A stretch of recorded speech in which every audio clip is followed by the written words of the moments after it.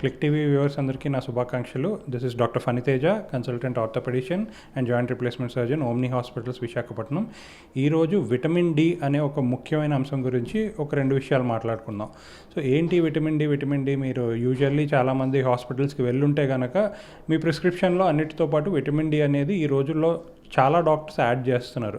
ఇది కేవలం ఒక మార్కెటింగ్ ఆర్ జస్ట్ మెడిసిన్స్ని సేల్ చేసే విషయం అయితే కాదండి. ఎందుకంటే విటమిన్ డి అనేది కేవలం బోన్ హెల్త్కే కాదు, బాడీలో ఇంకా చాలా సిస్టమ్స్కి చాలా ముఖ్యమైన విషయం. ఈ విటమిన్ డి అనేది మన పూర్వకాలంలో అందరికీ సన్లైట్ ద్వారానే ఫ్రీగా దొరికేది. అయితే మన జనరేషన్లో మనం ఏసీల్లో ఎండకు తగలకుండా తీసుకునే జాగ్రత్తల వల్ల విటమిన్ డి డెఫిషియన్సీ అనేది 100కి దగ్గర 30-40% మందికి ఖచ్చితంగా ఉంటుంది. సో ఈ విటమిన్ డి డెఫిషియన్సీ వల్ల ఒంట్లో ఉన్న కాల్షియం సరిగ్గా అబ్జార్బ్ అవ్వకపోవడం, దానివల్ల బోన్స్ వీక్ అవ్వడం, అలాగే చిన్న దెబ్బలకు కూడా ఈజీగా ఫ్రాక్చర్ అవ్వడం, ఇలాంటి ఆర్థో రిలేటెడ్ ప్రాబ్లమ్స్ వస్తున్నాయి.